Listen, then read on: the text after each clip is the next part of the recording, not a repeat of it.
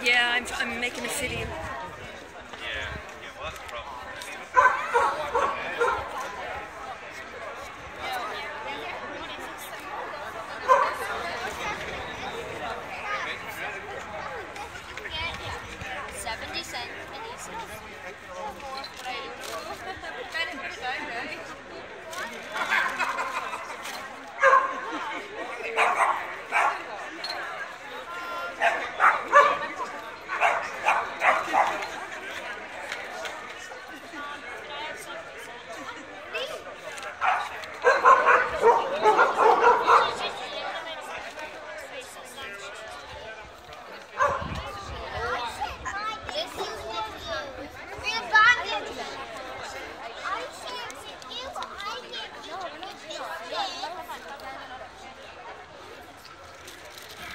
Good evening, everybody. You're all very welcome here to the Market Square this evening for the solidarity event for the Syrian refugees. I suppose a wee bit of background to why we're organising this event today. I think I, like many other people, saw the horrific images that were on social media and on the news last week. And I think you couldn't help but be horrified and spurred into action to try and help those poor people. And since then, the people of Donegal have really galvanised behind the Syrian people and the Syrian refugees. There's been a number of campaigns that have sprung up on social media, and we're going to explain some of those throughout the evening. But there's collection campaigns where we've got various different collection points throughout the country, or throughout the county, sorry, to collect clothes, bedclothes, and the various different provisions that the refugees need. And there's convoys going from Belfast down to Cork and then over to Calais. And we've arranged for collection points throughout the county so people can donate. As I say, we'll give out details of those collection points as we move through the evening. But we've a couple of speakers. We've got Maximum Homo Sapien that's going to do a poem for us. And we've got a couple of singers as well. And during the evening as well, we're going to light some candles just and have a moment's reflection just for the thousands of poor Syrian people who have lost their lives so far, ever since, I suppose, the Arab Spring in 2011, but particularly in the last only 2 years when we've seen almost 5,000 Syrian refugees lose their lives in the Mediterranean. So first of all, I'd like to ask our first speaker to come up. That's Padre McLaughlin TD.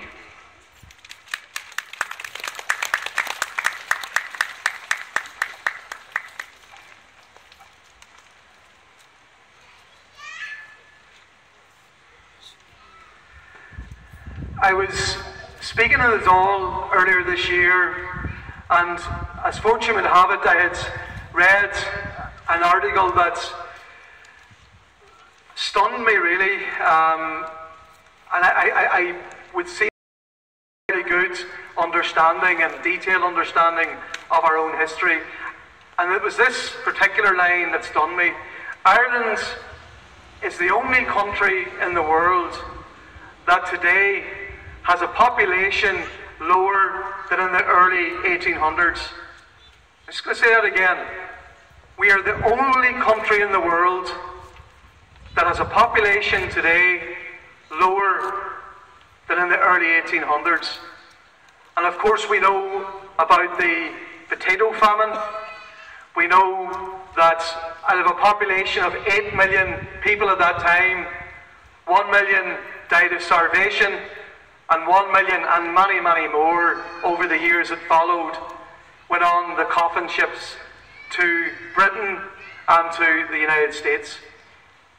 We know our history, we know the devastating imagery of that. We know that the immigration trail continued. Another remarkable statistic is this, that since the foundation of this state in the early 1920s up to a period in the late 1980s, so a period of about 65 years, of all of the children in this state, born in this state, who survived childhood, half of them had emigrated. Half. Now, as we stand here in Donegal, we understand more than most the history of emigration. We know all about the thousands, right up to, as we speak today, of our sons and daughters who emigrated. But when we look at what's happening from Syria and from North Africa and from other parts of the Middle East, we're not talking about economic migrants. We're talking about asylum seekers. We're talking about people who will die, whose families will die if they remain where they are. They have no choice than to make that journey, that perilous journey across the sea. And we've been heartbroken by the image of the people who have died, who have drowned, men, women and children, to make that perilous, arduous journey. Tonight, those who have come out, we know that we represent the significant majority of the Irish people who say that we are not on our own in the world.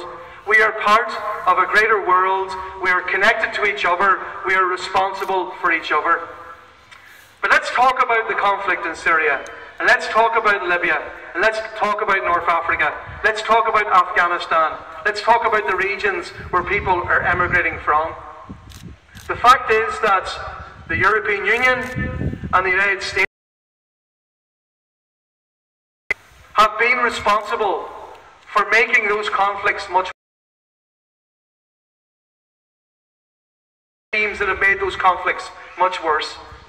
So if you look at Libya, Libya was a situation where various groups in opposition to then leader Muammar Gaddafi, who needed to be removed, but needed to be removed in a way with international assistance in an agreed manner. But what happened was that with a NATO Security Council resolution, the British and US forces and French forces went in and removed Gaddafi and have abandoned Libya now to a disaster. The country is in utter turmoil. So hence you have a situation where boats are coming mostly from Libya, where you have people who are human traffickers taking people desperate from Syria, but not just from Syria, from Eritrea, other countries in North Africa. So my point being that we in the West were responsible for the catastrophe that's taking place in Libya and North Africa that's allowing all of this to happen. Similarly in Syria, the United Nations couldn't intervene and make sure that there was peace and a resolution to the conflict there. So essentially they've been abandoned to what they have. And we know about the interventions in Iraq and Afghanistan. So again, folks, we know in Ireland that the reason why those poor people are coming in such huge numbers, the highest numbers since the Second World War, is because of the interference and messing and stupidity and failure of international politics. So we are all collectively responsible for it. But if that wasn't in Ireland, we just need to think about our own history. And that's that history of emigration, that history of devastation, the history of the coffin ships, the history of the heartbreak, of the loss of so many of our brothers and sisters, of our sons and daughters over the years. So that's why the message from Donegal tonight, and from all over Ireland in fairness, is refugees are welcome, asylum seekers are welcome. Come here, come to other countries in Europe and start up a new life. We are part of the world in Ireland. We are part of humanity. We are part of that patchwork quilt of humanity, and we want them here. So I thank all of you who have come here this evening. I know that we are just a representation of the huge numbers in Donegal who have expressed their concern and across Ireland. So what we need to do from this evening is talk to all of our political representatives, make sure that Ireland takes its fair share, and that means thousands and thousands and thousands of refugees into this country, and that our leaders stand up to any country that would not meet their responsibilities. So that's our challenge.